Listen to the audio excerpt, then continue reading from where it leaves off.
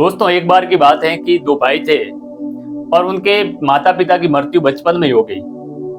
वो अपने जीवन का गुजारा चलाने के लिए कड़ी मेहनत से कृषि कार्य में लगे हुए थे। जैसे जैसे समय बीता तो बड़े वाले भाई की शादी हो गई और शादी के पश्चात उसके दो बच्चों के साथ वह चार का परिवार अपना जीवन गुजार रहा था।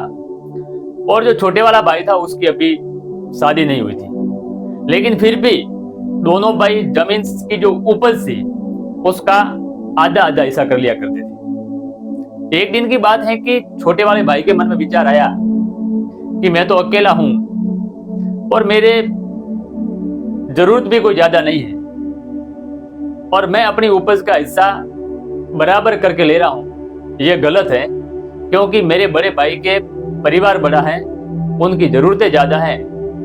इसलिए एक दिन रात में वो अपने खेत में से अनाज की एक बोरी उठा के अपने बड़े भाई के खेत में जाके रख दिया करता था।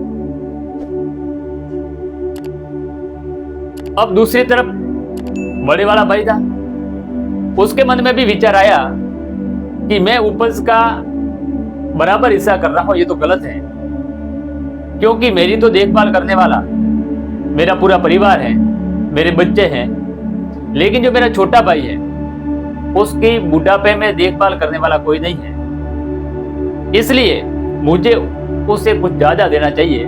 इसलिए वो भी अपने खेत में से अनाज की एक बोरी उठा करके अपने छोटे भाई के खेत में रख देता। ये जब सिलसिला काफी लंबे समय तक चलता रहा, दोनों की समझ में नहीं आ रहा था कि आखिर हो क्या रहा है। एक दिन रात में जब दोनों एक दूसरे के खेत की तरफ बोरी लेके जा रहे तब दोनों बीच में खेत में मिल लिए और जब मिले तब उन्हें समझ में आया कि आखिर ये इतना दिनों से हो रहा है वो हो क्यों रहा है।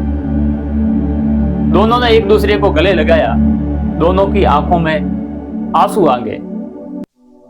इसलिए दोस्तों कहते हैं कि यदि हम किसी व्यक्ति की निस्वार्थ भाव से सेवा करें तो हमें कभी भी किसी प्रकार की कोई कमी नहीं रहेगी।